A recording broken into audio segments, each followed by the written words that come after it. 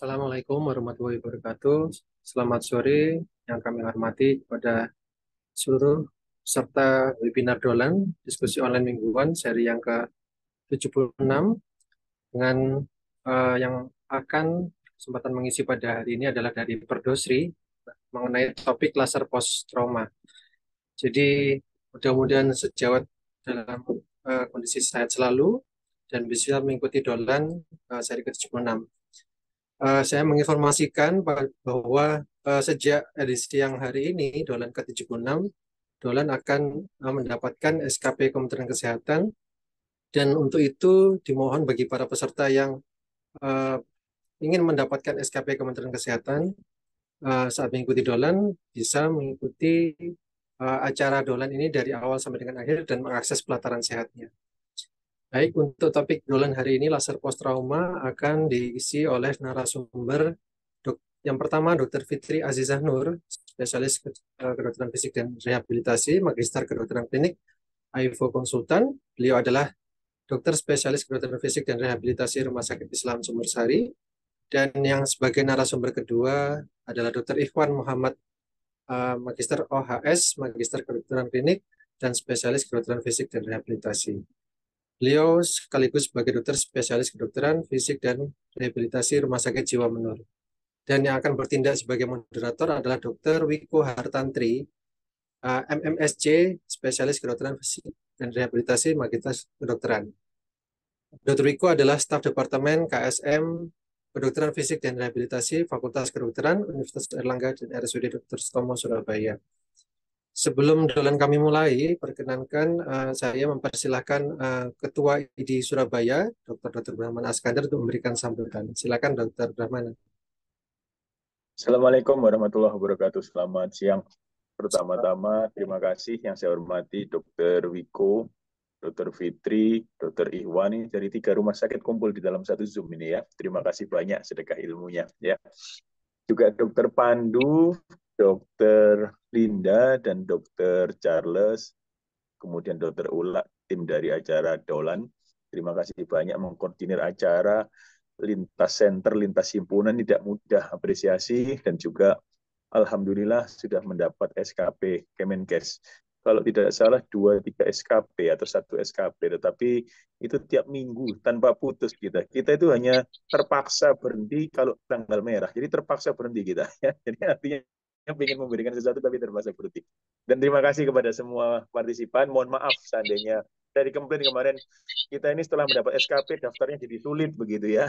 Tapi mudah-mudahan nanti kita akan pikirkan bagaimana supaya tetap mendapat SKP, tetap mendapat wawasan, dan untuk mendaftarnya juga dengan sangat mudah.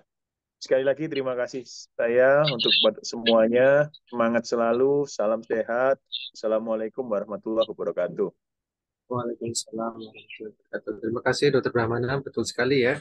Untuk acara Dolan ini insya Allah akan mendapatkan 3 SKP Dr. Brahmana, lumayan gratis ya. Sementara gratis, dapat 3 SKP. Dan sekali lagi mungkin bagi baru yang pertama kali mengikuti Dolan, bahwa konsep Dolan adalah sifatnya lebih banyak diskusi dan tanya jawab. Jadi nanti para narasumber akan menyampaikan sedikit pengantar mengenai topik hari ini, laser post trauma, dan akan dilanjutkan dengan sesi diskusi dipimpin oleh moderator. Berikutnya saya persilakan kepada moderator Dr. Fu untuk bisa memimpin acara Dolan. Silakan, Dok. Terima kasih banyak Dr. Pandu atas pembukaannya. Terima kasih banyak juga kepada Dr. Brahmana atas kesempatan yang diberikan kepada kami dari Perdosri untuk mengisi Dolan pada minggu kali ini, Dokter. Terima kasih banyak dan kita sama-sama bersyukur juga untuk SKP-nya dari Kemenkes sudah mulai mengalir ya, Dokter, melalui acara ini. Terima kasih banyak atas kerjasama ID yang luar biasa. Mohon izin, saya Dr. Wiko memperkenalkan diri yang akan memandu acara untuk diskusi dan juga sesi materi dari Dolan ke-76 kali ini dengan topik laser pasca trauma. Sebelumnya saya akan memperkenalkan 2 narasumber kita, yaitu Dr. Fitri Azizah Nur, SPK RM Ketwin AIPOKA, dan juga Dr. Ikhwan Muhammad MOHS dan MM Ketwin SPK FR. Nanti yang pertama akan dipaparkan materi dari Dr. Fitri, kemudian akan dilanjutkan dengan materi dari Dr. Ikhwan, lalu kita akan buka untuk sesi tanya jawab dan diskusi. Selamat sore dokter-dokter sekalian. Monggo silakan kepada Selamat sore, Dr. Dr. selamat sore, Fitri. Dr. Wiko. Selamat sore. Selamat sore untuk awal ini saya mau buka dulu nanti baru berikutnya Dr. Fitri. Baik, baik dokter. Monggo silakan Ya. Dr. Ikhwan, waktu dan tempat dipersilakan. Oke, saya izin share screen ya.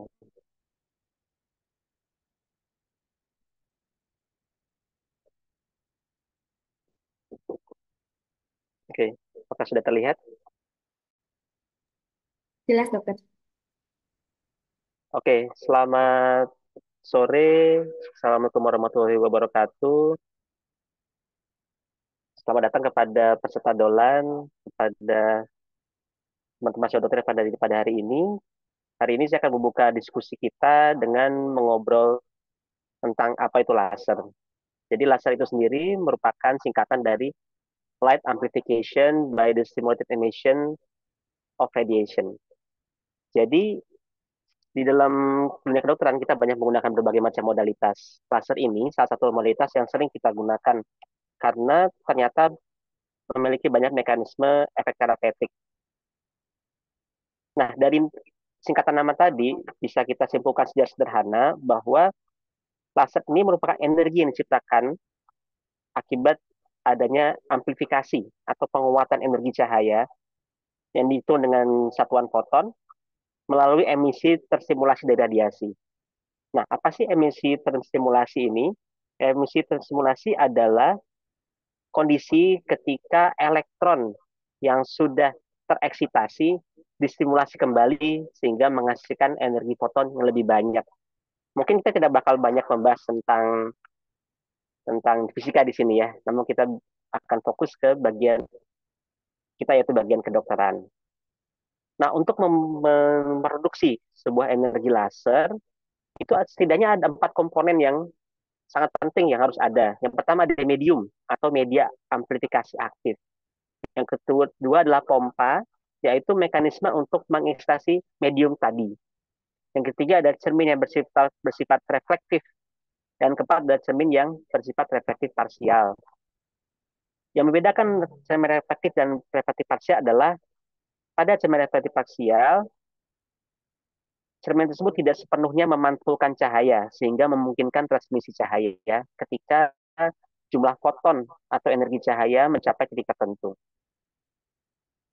Nah, apa saja sih properti laser yang membedakan energi laser dari energi cahaya lainnya? Setidaknya ada 3 properti khusus. Yang pertama, coherence, yaitu laser memiliki panjang gelombang dan fase yang sama. Jadi ibarat baris berbaris, maka cahaya yang dihasilkan oleh laser itu berbaris dengan rapi, begitu. Dan panjangnya sama. Yang berikutnya adalah monokromatik, yaitu memiliki panjang gelombang yang spesifik sehingga tampak sebagai satu warna. Berbeda dengan cahaya lain yang terdiri dari berbagai macam gelombang sehingga memantulkan berbagai macam warna. Dan yang terakhir adalah collimated, yaitu energi yang diproduksi bergerak secara paralel, tidak menyebar. Ini ada gambarannya untuk lebih bisa dipahami. Lalu untuk parameter laser apa saja sih? Yang pertama adalah panjang gelombang. Jadi kita tahu bahwa laser ini masuk ke dalam energi cahaya. Bisa berupa energi yang mengarah ke infrared atau ke UV dengan properti-properti tadi. Nah, panjang gelombang inilah yang menentukan kedalaman penetrasi laser. Jadi semakin panjang gelombangnya, maka semakin dalam penetrasinya. Dan panjang gelombang ini juga berbanding terbalik dengan frekuensi. Jadi semakin panjang gelombangnya, maka semakin pendek frekuensinya. Frekuensinya sendiri bisa sampai 5000 Hz dengan durasi 1 sampai 500 mikrosecond dan interval 1 sampai 500 mikrosecond. Berikutnya parameternya adalah power, yaitu dengan satuan watt, energy density dengan satuan joule per centimeter square. Dan yang terakhir adalah durasi dalam satuan detik. Untuk jenisnya sendiri, laser dapat dibedakan menjadi low level laser, dan high power laser. Yang membedakan terutama adalah jenis energi yang dikeluarkan, yaitu dalam satuan watt tadi. Jadi, jika di atas 500 mikrowatt, maka sudah masuk ke dalam high power laser. High power laser ini dapat menghasilkan efek thermal. Oleh karena sifatnya yang bisa menghasilkan efek thermal tadi, maka penggunaannya di bidang kedokteran fisik dan rehabilitasi sangat terbatas, kecuali dalam batasan tertentu ya, yang masih bisa ditolerir oleh tanpa perlu kondisi operatif. Untuk efek terapeutik laser sendiri dicapai melalui mekanisme fotochemistry. Jadi kembali lagi, laser ini merupakan salah satu bentuk energi cahaya. Jadi efek terapeutik yang dihasilkan oleh laser bergantung pada kemampuan absorpsi dari cahaya tersebut. Nah, melalui penelitian diketahui bahwa energi cahaya dengan panjang gelombang tertentu memiliki efek terapeutik. Tadi berdasarkan energinya, kalau berdasarkan mediumnya, laser ini dapat dibedakan menjadi dua macam, yaitu helium neon atau Hene dan gallium arsenide. Ini adalah mediumnya. Jadi beda jenis medium, maka beda jenis gelombang yang dihasilkan. Laser gas ini memiliki panjang gelombang yang lebih panjang dibandingkan Hene, sehingga memiliki efek penetrasi yang lebih dalam. Ya, kira-kira begitu mungkin untuk pengantar diskusi kita pada sore ini ya, Dr. Riko. Baik, Dokter Ivan, terima kasih banyak untuk pengantar laser. Jadi mungkin bisa saya tangkap sedikit bahwa laser ini memang merupakan suatu modalitas yang menggunakan photochemistry, di mana dia punya profil yang sangat khusus dibandingkan dengan modalitas-modalitas yang dipakai untuk kesehatan lainnya.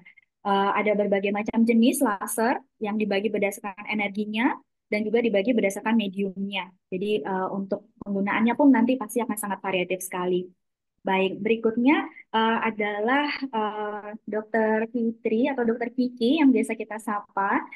Beliau akan menjelaskan lebih lanjut mengenai bagaimana penggunaan laser di dalam ranah kedokteran fisik dan rehabilitasi, sehingga kita bisa tahu aplikasinya.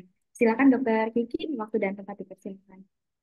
Terima kasih pada Dokter Wiko atas waktunya. Selamat sore, sejawat semua. Izinkan saya sedikit berbagi tentang bagaimana peranan laser pada kedokteran fisik dan rehabilitasi. Saya sebelumnya akan share screen dulu.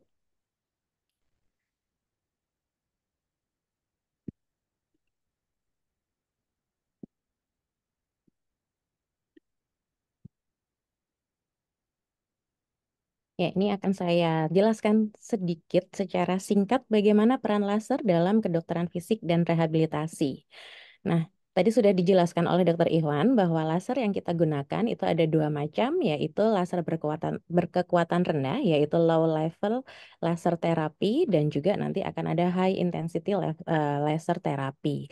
Nah, untuk yang laser berkekuatan rendah atau low laser terapi ini dapat kita gunakan sebagai penyembuhan luka, kemudian untuk mengontrol nyeri, mengurangi inflamasi, memperbaiki respon imunologi, dan juga meningkatkan tensile strength dan dapat digunakan sebagai regenerasi tulang.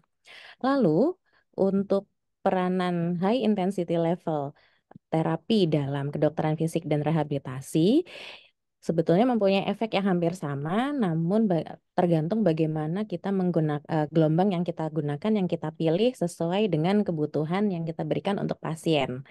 Nah, pada high intensity laser therapy ini dapat meningkatkan biostimulasi pada jaringan yang diterapi, kemudian dapat menimbulkan photomechanical wave sehingga ada efek analgesik pada pemberian HILT dan juga untuk transmisi energi yang besar ke titik tertentu, jadi sifatnya seperti menembak trigger point atau tender point pada pasien yang mengalami nyeri. Dan ini adalah indikasi high intensity laser therapy dapat digunakan untuk berbagai nyeri pada miopati, tendinopati, muscle spasme, artrosis ataupun artritis, trauma, entrapment syndrome, dan juga untuk penyembuhan luka. Sedikit ini dari saya tentang peranan HILT dalam kedokteran fisik dan rehabilitasi. Mungkin selanjutnya kita akan banyak berdiskusi tentang bagaimana peranan laser dalam kedokteran fisik dan rehabilitasi. Terima kasih, Dr. Wiko. Terima kasih Dokter Yuki. Sangat menarik sekali. Jadi memang untuk high intensity laser ini memang mungkin belum banyak beredar di pusat kesehatan, pelayanan kesehatan ya dokter. Jadi penggunaannya di dalam ranah rehabilitasi pun mungkin kita masih perlu untuk sosialisasikan lebih lanjut. Saya terima kasih dokter Kiki untuk penjelasannya. Sebelumnya saya mau infokan kepada seluruh peserta, jika ada pertanyaan atau hal yang ingin didiskusikan bisa langsung chat di Q&A di kolom atau bar yang di bawah. Baik, kita mulai untuk diskusi ya, dokter. Em, Baik, ini ada pertanyaan dari Dokter David Hendrawan. Beliau bertanya, untuk efektivitas red light dan laser, apakah ada perbedaan secara efek terapeutiknya? Mungkin yang di sini dimaksud dengan infrared mungkin ya, dokter, untuk membedakan itu dengan laser. Apakah mungkin bisa dijelaskan, dokter, lebih lanjut? Oke, mungkin Dr. Ivan dulu ya. Silahkan, Dok. Oke, terima kasih. Jadi untuk membedakan efek dari infrared tadi ya, Dok, dan sinar laser. Jadi infrared ini juga salah satu jenis terapi dengan menggunakan energi cahaya. Yang membedakan adalah tadi, laser memiliki 3 properti khusus yang hanya bisa diciptakan dengan alat laser tadi ya, yaitu monochromacity, collimation, sama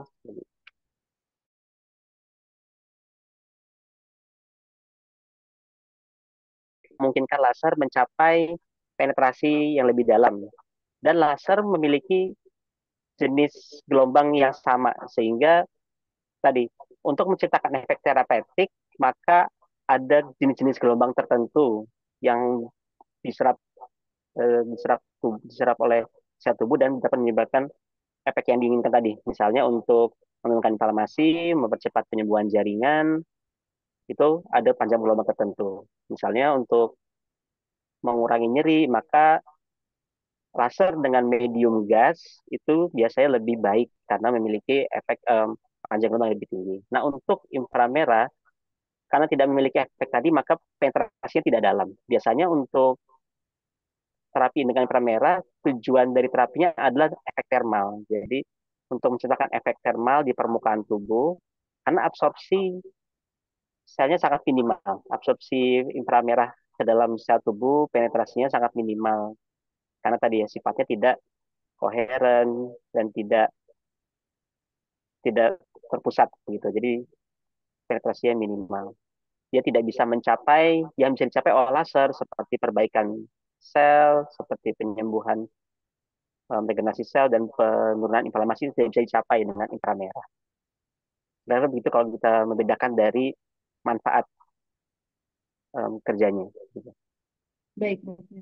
Dokter Kiki, apakah ada mungkin tambahan, dokter? Ya, tambahannya sedikit. Jadi kalau untuk tadi infrared ya, jadi infrared ini sebetulnya lebih digunakan pada kondisi yang sudah kronik gitu. Jadi kalau misalkan sudah melewati masa subakutnya, ini untuk pemberian infrared bisa diberikan. Sedangkan kalau kondisinya masih akut, justru infrared nanti malah bisa memicu inflamasi dan laser itu fungsinya lebih untuk mengurangi inflamasi yang terjadi dan itu kan juga dan laser juga memberikan efek-efek biostimulan sehingga inflamasi yang terjadi itu bisa kita kontrol dan kita kendalikan istilahnya untuk inflamasinya. Jadi harapannya dengan biostimulan yang tepat uh, organ yang sedang kita laser ini mempunyai performa uh, berikutnya yang bisa lebih baik. Jadi memang untuk peranannya dalam KFR, infrared dan laser itu dari terjadinya suatu penyakit ya, jadi dari akut atau kronisnya itu juga berbeda. Tuh. Oke. Tuh, sehingga itu membuat porsinya beda-beda ya dokter, terutama tadi Betul. panjangnya dan juga panjang gelombang, kedalaman penetrasi, sehingga itu juga menyebabkan kegunaannya pun berbeda. Kemudian mungkin menyambung sedikit dokter dari pertanyaan dokter David Hermawan tadi, kan membandingkan dengan red light atau infrared. Bagaimana juga dengan UV dokter? Apakah penggunaan cahaya lain, contohnya UV, itu berbeda dok dengan laser? Ya, jadi kalau untuk laser sendiri sebenarnya panjang gelombangnya berkisar antara range di mana cahaya bisa dilihat atau visible light sampai infrared. Jadi laser itu ada yang panjang gelombangnya sama dengan panjang gelombang visible light atau panjang gelombang di range inframerah gitu ya. Jadi inframerah juga ada yang dihasilkan oleh laser. Jadi kita perlu bedakan antara inframerah sebagai suatu bentuk modalitas terapi sama inframerah sebagai suatu range panjang gelombang cahaya gitu ya. Nah, kalau untuk UV sendiri memang berbeda sekali dengan laser karena laser tidak ada dalam range UV gitu. Jadi untuk laser ini panjang gelombangnya antara visible light atau infrared sedangkan UV tidak. Nah, kalau untuk UV sendiri sebenarnya penggunaan di rehab sangat sedikit sekali ya karena biasanya lebih untuk mempercepat penyembuhan luka gitu untuk memanfaatkan efek energi antibakterinya dari UV. Namun kalau untuk laser sendiri lebih ke biostimulan untuk merangsang regenerasi sel. Jadi inti dari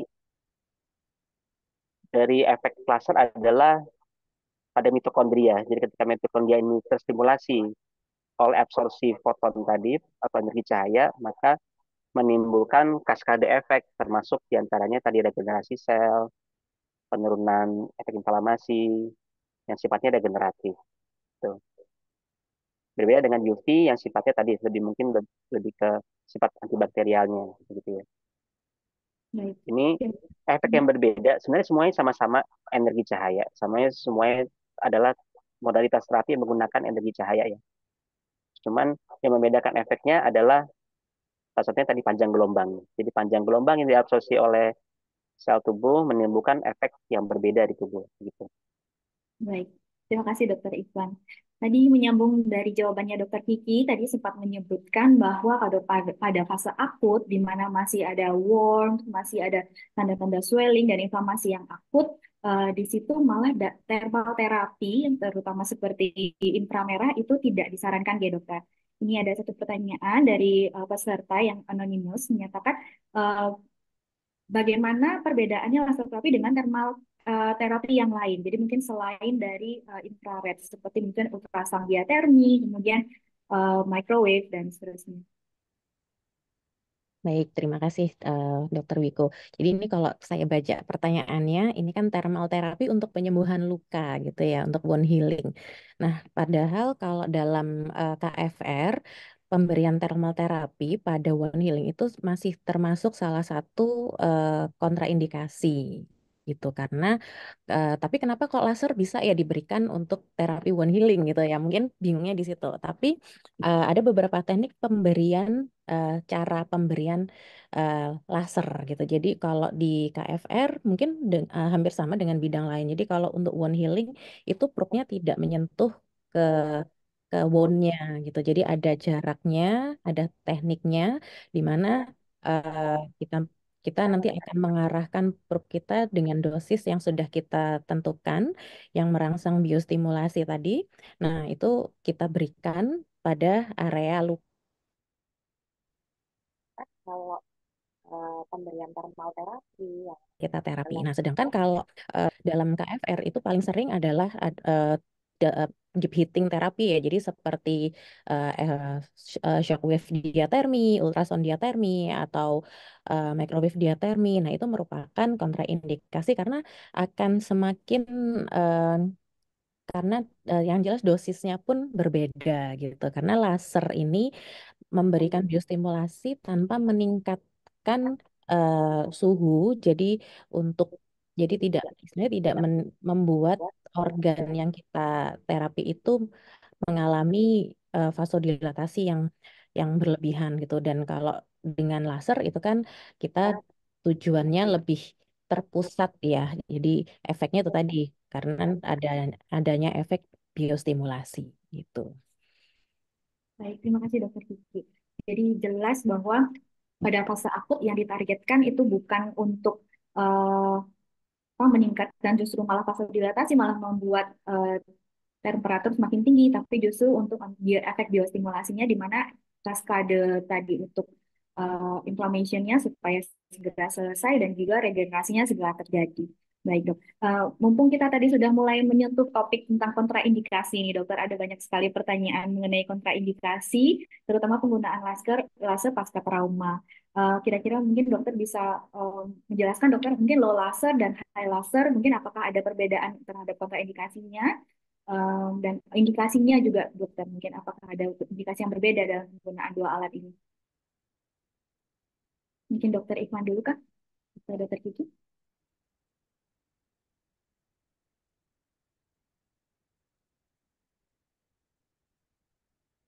Dokter Kiki, apakah mungkin ada Ya, masukan dok? sebentar ini saya carikan dulu ya tentang kontraindikasi.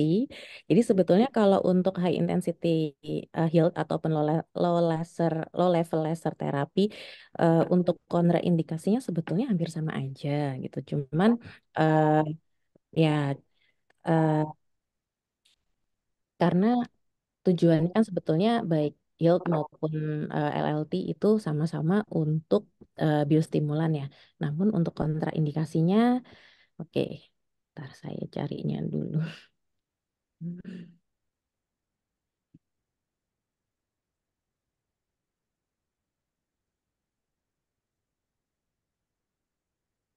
Nah, memang secara umum laser itu em, ada beberapa hal untuk kontraindikasinya ya dokter yang kalau Iya, kita. betul. Jadi sebetulnya laser itu kalau dari rehab memang kita harus gunakan sebijak mungkin ya. Karena memang kalau untuk wound healing, untuk ngurangin inflamasi itu hasilnya memang baik gitu. Tapi kita harus perhatikan dulu nih pasiennya ada hal-hal yang harus diperhatikan nggak sih gitu ya. Dan yang paling sering untuk kontraindikasi kita memang harus menghindari area mata karena memang laser ini merusak retina. Jadi kalau kita mau melaser kita harus pakai general precaution atau pelindung ya, pakai APD yaitu ada kacamata khusus untuk laser itu memang sudah SOP-nya. Nah, kalau ada pasien yang ada riwayat keganasan atau pernah ada eh, pengobatan yang kronis, infeksi kronis seperti TB itu juga kontraindikasi dari eh, pemberian laser. Kemudian ibu hamil. Nah, ibu hamil ini sebetulnya masih eh, kontroversial ya. Jadi ada penelitian yang menyebutkan kalau low laser tidak di lasernya pada area yang di sekitar uterus itu masih boleh. Tapi ada yang bilang loh nggak boleh karena biostimulasi itu kan nanti eh, efeknya juga masih sistemik. Jadi masih bisa memberikan efek samping pada ibu hamil gitu. Nah, kalau amannya memang kondisi hamil tidak menerima terapi laser karena juga masih kontroversinya eh, efek samping yang diterima pada kondisi hamil. Kemudian eh, kalaupun adanya implan logam pada area yang akan kita berikan laser itu juga merupakan suatu kontraindikasi. Jadi yang akan diberikan laser adalah area di sekitarnya yang tidak menimbulkan efek samping dari implan logam pada saat pemberian laser. Baik dokter. Apakah dokter Ikhwan ada tambahan dokter? Iya, dok. Kalau saya menambahkan sedikit ya, dok. Tadi mungkin lebih ke alasan kenapa kita harus hati-hati pada penyakit-penyakit yang sifatnya sistemik seperti kanker, lalu juga harus hati-hati pada ibu hamil, karena penyerapan laser ini kan tidak sebatas pada area lokal, tapi dia bisa diserap oleh yang lebih dalam, termasuk darah, gitu ya. Makanya kita juga mengenal adanya laser pada data, gitu. Dan dari ini kan sifatnya sistemik, jadi dikhawatirkan efek biostimulan tadi bisa memiliki efek jauh dari lokasi terapinya gitu. Dan kita belum memiliki ilmu yang cukup untuk mengetahui keamanannya pada perkembangan janin. Oleh karena itu, ya kita tetap perlu hati-hati terhadap kanker dan leukemia. Karena bagaimanapun ini kan juga sifatnya radiasi ya. Jadi ini adalah bentuk radiasi, walaupun radiasi yang sifatnya non non ionizing, jadi tidak bukan pengion gitu. Jadi tidak tidak menghasilkan kerusakan sel. Namun selama belum ada data yang membuktikan keamanannya secara kuat, lebih baik kita berhati-hati. Gitu. Iya. Baik, terima kasih Dokter Iwan. Tadi Dokter Kiki sempat menyebutkan ya dok, kalau untuk luka terbuka memang bisa kita aplikasikan dengan laser. Kira-kira dok, apakah ada patokan ya dok untuk luas luka yang masih bisa kita berikan? Terutama dalam pasca trauma ini, jika misalnya ada luka terbuka yang cukup besar, em, kira-kira untuk diameter berapa ya dok yang masih kita bisa rekomendasikan? Khawatirnya nanti mungkin persepsinya kalau lukanya luas dan ini kita masih bisa laser dok. Oke, jadi kalau untuk luka yang cukup luas ini sebetulnya kami sebagai KFR itu tidak bisa jalan sendiri ya, Dokter Wiko. Jadi kita harus mengadakan diskusi multidisiplin juga. Nah, kita harus berdiskusi nih sama istilahnya yang punya luka gitu, bisa dengan sejawat bedah plastik atau sejawat bedah yang lainnya gitu. Kita harus menyampaikan dulu rencana kita tentang perawatan luka ini bagaimana gitu. Apa yang komorbid dari pasiennya seperti apa, kemudian rencana pemberian laser kita ini seperti apa, tujuannya untuk apa. Sebetulnya selama lukanya itu memang istilahnya visible ya, viable juga untuk diberikan laser, itu memang eh, tidak ada batasan kita eh, lukanya seluas apa gitu ya. Karena tujuannya balik lagi yaitu supaya lukanya bisa terbiostimulasi dengan baik dan harapannya kalau lukanya itu bisa terbiostimulasi dengan baik, penyembuhannya kan juga jadi lebih baik. Jadi ujung-ujungnya supaya quality of life dari seorang pasien ini bisa lebih bagus lagi gitu. Nah, cuman yang harus diperhatikan adalah mau lukanya sebesar apa, tapi yang harus diperhatikan adalah komorbidnya. Kalau memang pasiennya ini ada terutama penyakit gula, diabetes yang naik turun, yang tidak terkontrol, itu juga pasti akan menimbulkan hambatan ya, hambatan untuk penyembuhan lukanya itu sendiri. Iya dokter. Terima kasih dokter Kiki. Benar sekali. Kita seringkali menjumpai juga nih di kasus-kasus utus dekobitus ya dokter. Ya, Jadi betul. yang sangat besar itu memang harus multidisiplin juga approach-nya. Jadi tidak bisa hanya rehabilitasi medik sendiri. Oke. Betul. Baik. Tadi kita sempat berdiskusi mengenai penggunaan laser pada ibu hamil ya dokter. Kira-kira kalau untuk anak-anak dok, apakah ada precaution khusus untuk penggunaan laser ini dokter? Oke, saya jawab dulu ya. Jadi sebetulnya penggunaan laser ini bisa digunakan untuk range usia yang cukup luas ya. Cuman bagaimana tergantung dari pasiennya apakah bisa kooperatif dalam menerima terapi laser ini gitu. Banyak juga kasus-kasus dalam KFR itu sinusitis yang sedang akut atau kronis eksaserbasi akut yang membutuhkan terapi laser untuk biostimulasi area sinus supaya sinusnya ini bisa jadi peradangannya bisa berkurang dan gejala yang dirasakan oleh pasiennya ini bisa eh, berkurang juga sehingga pasiennya bisa jadi lebih nyaman gitu ya. Nah, itu yang kita edukasi ke orang tuanya adalah alat ini adalah alat yang aman. Tapi memang harus kita berhati-hati pada area mata gitu ya. Kadang anak kecil kan tingkahnya kalau udah ini ya udah mau diberikan terapi sering nggak bisa diem gitu. Nah, itu yang kita harus berikan edukasi kerjasama dengan orang tuanya mengkondisikan si kecil supaya bisa menerima terapi laser ini dengan optimal yang kita berikan dosisnya bisa optimal dan maksimal gitu. Tapi kalau untuk efek samping yang sangat mengkhawatirkan itu sejauh ini penelitiannya masih eh, tidak ada ya. Bahkan kalau pada anak-anak kalau misalkan ada yang patah tulang dan lokasinya membutuhkan biostimulasi yang lokasinya masih oke, kadang juga kita berikan laser supaya osteogenesis atau pembentukan tulangnya juga bisa lebih baik dan bisa lebih oke juga gitu. Baik, dokter. Memang kalau untuk modalitas yang lain kan untuk diatermi biasanya kita sering-sering khawatir kalau misalnya di pemberian dip diatermi maka dia akan menutup growth plate dengan lebih dini begitu dokter. Apakah concern yang serupa juga mungkin perlu kita pertimbangkan dalam penggunaan laser dok untuk anak-anak? Kalau untuk sejauh ini sih belum ada penelitian yang menunjukkan ke situ ya. Bahkan lebih untuk laser ini sebetulnya kalau memang sudah ada trauma, ada fraktur pada tulang, untuk osteogenesis sih pembentukan sel-sel tulangnya malah lebih baik gitu. Untuk regenerasi tulangnya pun juga lebih baik gitu. Jadi bahkan penelitian pun sudah memberikan bahwa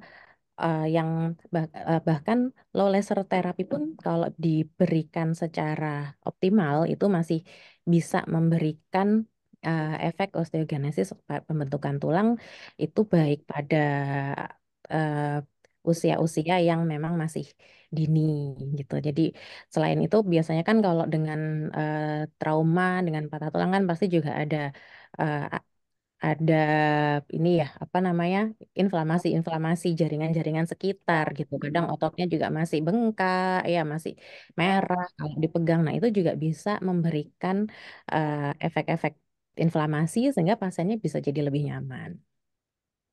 Baik, dokter. Terima kasih, dokter Gigi. Hmm. Berlanjut kita ke topik keloid ini, dokter.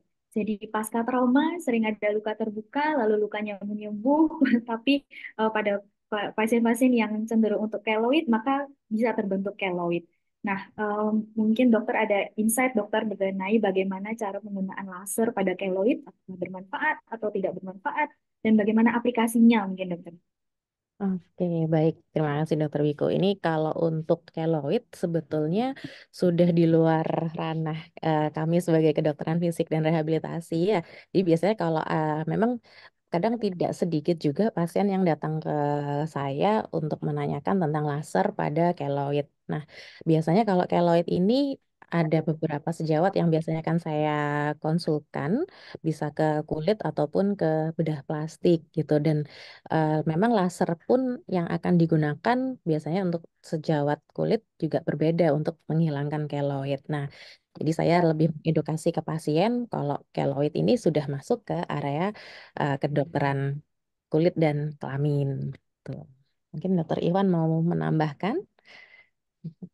Ya dok, jadi sebagaimana yang disampaikan dokter Kiki tadi, ini sebenarnya lebih ke bukan di bidang dokter fisik dan rehabilitasi ya. Namun secara umum memang laser ini memiliki efek untuk meningkatkan, dipercaya meningkatkan kolagen dari jaringan sehingga bisa membantu elastisitas dari luka sehingga penyembuhan lukanya menjadi lebih elastis lebih baik.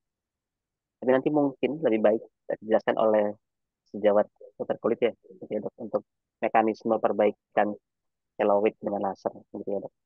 Oke dok, saya mau menambahkan sedikit dok tentang yang luka tadi ya dok. Jadi salah satu poin penting yang perlu kita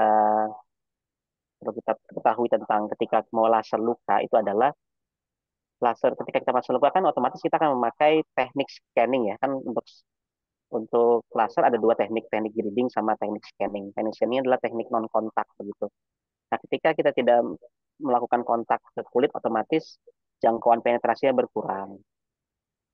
Oleh karena itu tingkat kedalaman jangkauan laser itu sangat berkurang. Untuk laser yang banyak dipakai sekarang itu paling jangkauannya hanya 202 cm. Jadi untuk luka-luka yang dalam tentunya tidak cukup jika menggunakan hanya terapi laser saja gitu untuk penyembuhan luka. Karena luka-luka dalam kan juga biasanya perlu debedemen dan lain-lain gitu ya. Ditambah lagi apabila luka tersebut tidak bersih gitu. Jadi misalnya ada ada krusta atau ada sekret di atas lukanya, ini akan semakin mengurangi penetrasi dan mengurangi absorpsi dari efek laser tersebut. Jadi sia-sia begitu. Jadi kembali lagi seperti kata Dr. Kiki, penyembuhan luka bukan hanya kerja individual, tapi memerlukan kolaborasi antar spesialisti begitu ya. Jadi diperlukan tindakan-tindakan lain seperti depidemen dan perawatan luka yang baik. Dari KFR kita bisa membantu memberikan laser untuk mempromot healingnya. Ya itu dok. Baik, terima kasih Dokter Ivan. Mungkin Dokter Ivan tadi sudah mulai menyentuh masalah teknikal ya dokter. Jadi bagaimana pengaplikasiannya ini ada dua teknik yaitu dengan teknik grading dan teknik scanning. Mungkin bisa dijelaskan juga dokter bagaimana cara menentukan dosis dan juga pemilihan frekuensi panjang gelombang untuk kasus-kasus yang pasca trauma dokter yang biasa mungkin kita sering temui di setting klinik dokter. Iya, Kalau kalau untuk tekniknya sendiri seperti saya bilang tadi ada dua macam, ada grading dan scanning. Untuk grading secara sederhana area yang mau kita terapi tersebut dibagi menjadi kotak-kotak seukuran 1 cm begitu. Nanti masing-masing kotak tersebut kita berikan stimulasi laser sesuai waktu yang kita tentukan, misalnya 3 menit untuk masing-masing titik. Gitu. Dengan asumsi 1 cm tersebut sudah cukup untuk memiliki efek maksimal jangkauan dari laser tersebut. Sedangkan untuk scanning dilakukan dengan non kontak, jadi seperti men-scan ya, kita lakukan scan seluruh dari area tersebut.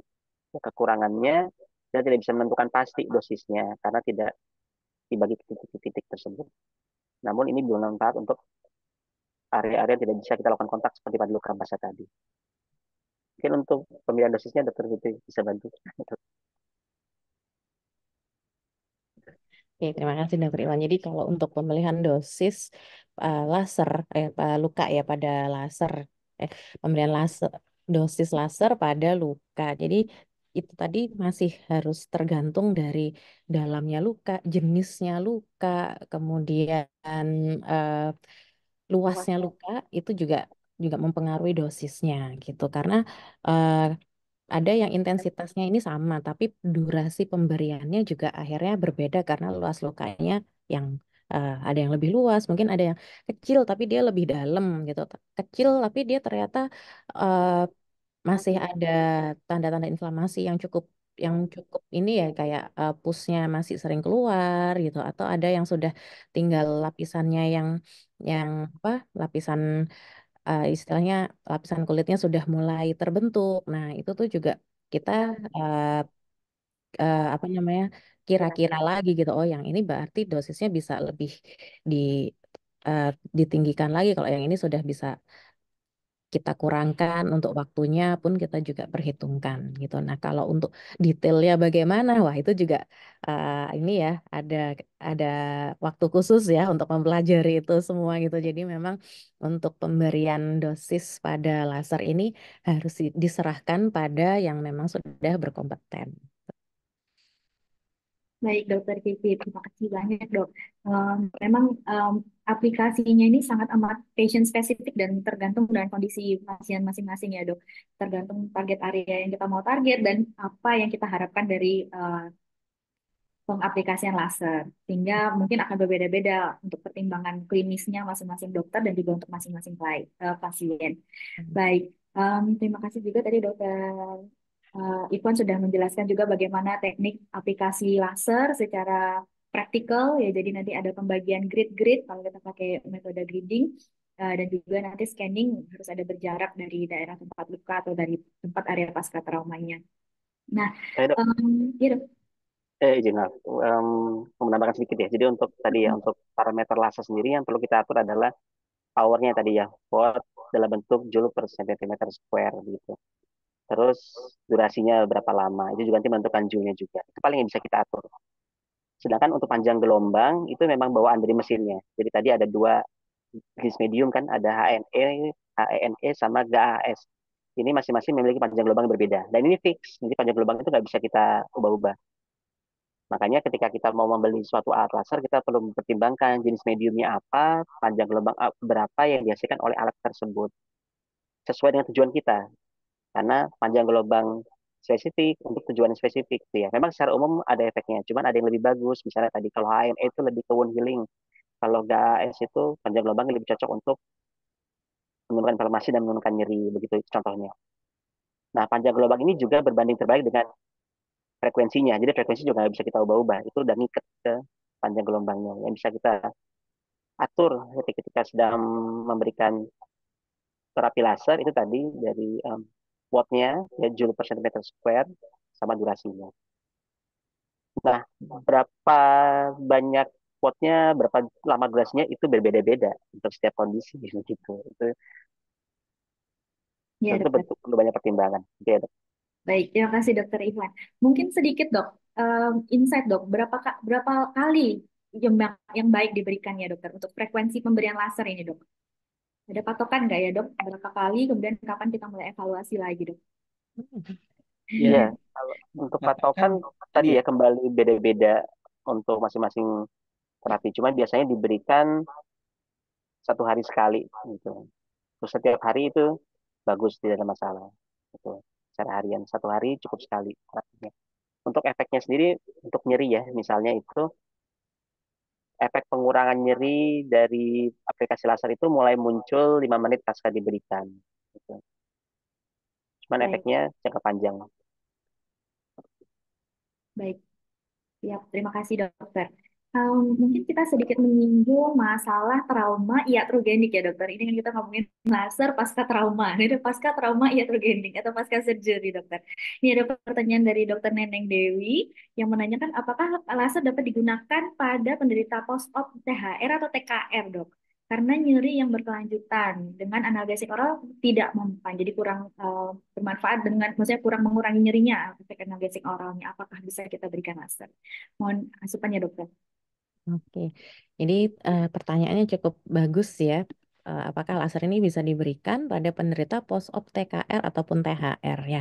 Jadi selama memang nyerinya ini masih dalam masa-masa penyembuhan akut ataupun subakut, itu laser masih bisa diberikan karena dengan pemberian laser pada penderita post-op itu memang bisa mengurangi inflamasinya, mengurangi nyerinya, kemudian area yang habis dioperasi kemudian kita kita laser itu juga menstimulus pembentukan kolagen-kolagen di area itu, jadi penyembuhannya pada saat inflamasinya sudah berkurang itu eh, jaringannya ini bisa jadi lebih baik gitu, dengan harapannya nanti pada saat persiapan mobilisasi untuk tahap selanjutnya eh, kondisi organ-organ dan sel-selnya ini sudah dalam kondisi yang prima begitu. Iya dokter.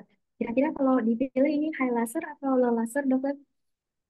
Oke, jadi bisa bisa dengan low laser, bisa dengan uh, high laser gitu ya. Cuman itu tadi seperti apa yang tadi disampaikan oleh Dokter Iwan, tergantung dari powernya juga ya, durasinya. Kemudian nyeri itu adalah suatu hal yang subjektif. Jadi kita juga harus mempertimbangkan ini juga rasa nyerinya gitu. Kalau memang nyerinya masih tidak tertahankan, kita juga ukur dengan NRS Neurologic Scale.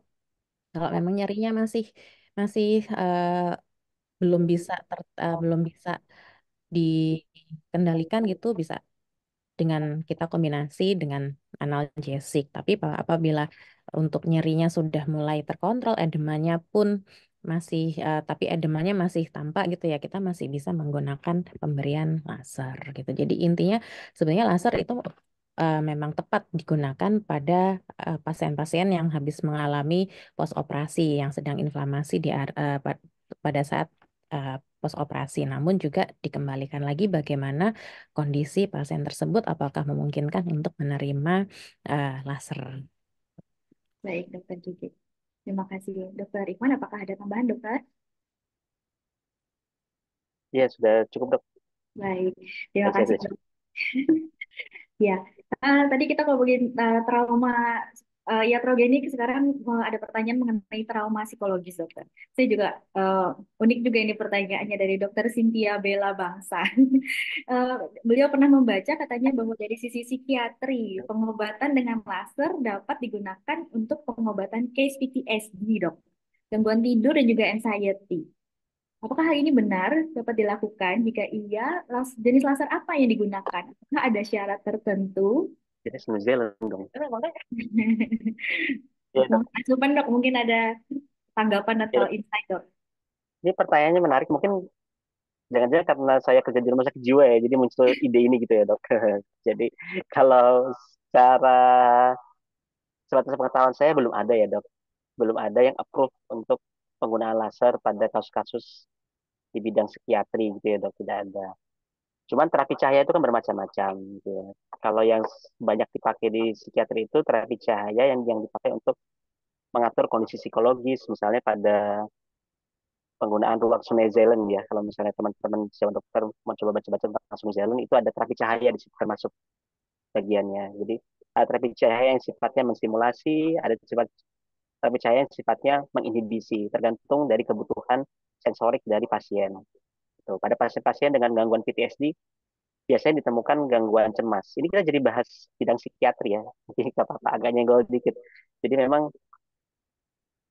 bidang rehab ini banyak bekerja sama dengan berbagai bidang, gitu ya. Termasuk untuk kasus-kasus psikiatri, kita juga menggunakan ruang Sumselen.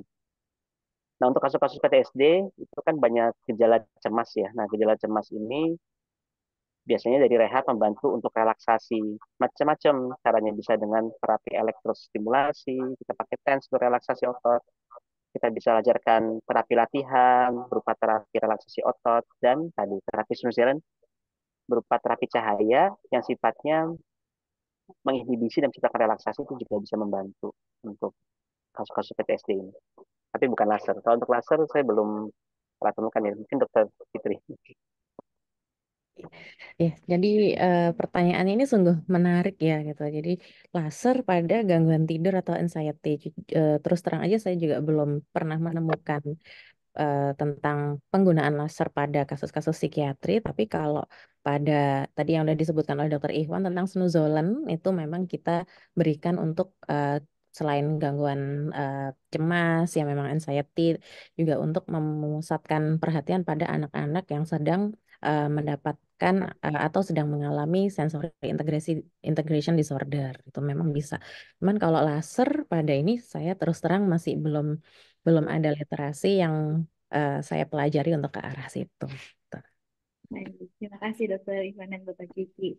Ada mungkin satu pertanyaan quick question saja nih mungkin dokter dari Dokter Martono. Baru saja masuk menanyakan apakah laser dapat digunakan untuk frozen shoulder.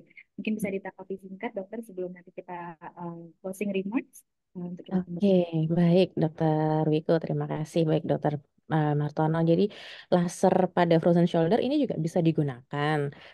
Kemudian ini baik digunakan pada saat fasenya masih fase akut atau pada frozen shoulder itu kan biasanya masih ada beberapa stage gitu ya. Kalau misalkan pada stage-stage tertentu yang sudah stage kronik tapi nyerinya muncul lagi, jadi eksaserbasi akut itu juga bisa digunakan gitu. Asalkan memang dari perjalanan penyakitnya pun juga mendukung untuk pemberian laser, kita bisa gunakan laser untuk frozen shoulder gitu, dokter. Baik, terima kasih Dokter Kiki. Bisa jawabannya. Dokter Ivan, apakah ada tambahan dok? Ya dok, setuju. Jadi secara umum kembali ke tujuan laser ya, untuk mengurangi nyeri, untuk meningkatkan inflamasi, jadi sangat baik melakukan terapi dengan laser. Baik, terima Saja kasih. dok. Ya, siap. Terima kasih dokter. Jadi ada banyak sekali yang kita pelajari pada sore hari ini mengenai laser dan pemanfaatannya di dalam ranah kedokteran fisik dan rehabilitasi yang menangani pasca trauma. Jadi laser bisa digunakan terutama pada kondisi akut, subakut, dan juga pada kondisi kronis tergantung pada target apa yang kita harapkan. Di mana laser ini menggunakan biostimulasi dan juga fotochemistry di mana dia menggunakan panjang gelombang uh, sinar dengan panjang gelombang tertentu yang bertujuan untuk menghasilkan regenerasi dan juga bisa mengontrol inflamasi. Um, Sekarang sudah pukul 3:55. Terima kasih banyak atas penjelasan dan juga masukan serta um, input dan pengalaman-pengalaman dari Dokter Kiki dan juga dari Dokter Ivan.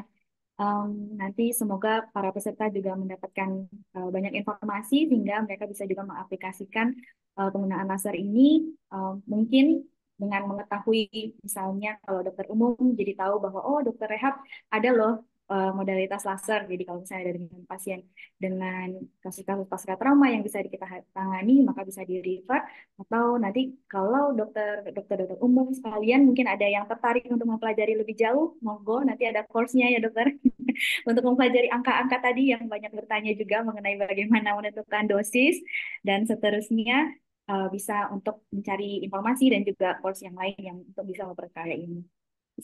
Demikian kah Dokter Kiki, Dokter Ivan? Baik, terima kasih banyak. Um, Selanjutnya saya silakan kembali ke MC Dokter Pandu yang tadi telah membuka kita. Terima kasih banyak untuk waktunya yang telah diberikan kepada tim Perdosri, dokter. Waktu dan tempat saya kembalikan kembali kepada Dokter Pandu. Terima kasih. Baik. Terima kasih Dr. Wiko. Terima kasih kepada dua narasumber Dr. Ivan Muhammad, dan Dr. Fitri Azizanur telah mengisi dolan dengan baik sekali. Dan pada para peserta, tercatat ini terekam ada 400 lebih peserta. Mudah-mudahan bisa mengikuti dolan dengan baik dan bisa mendapatkan SKP Kementerian Kesehatan. Baik, demikian. Terima kasih dari Perdosri juga berkenan mengisi acara. Sampai jumpa untuk kesempatan berikutnya pada dolan edisi yang ke-77. Salam sehat, saya tutup. Selamat sore, Assalamualaikum warahmatullahi wabarakatuh.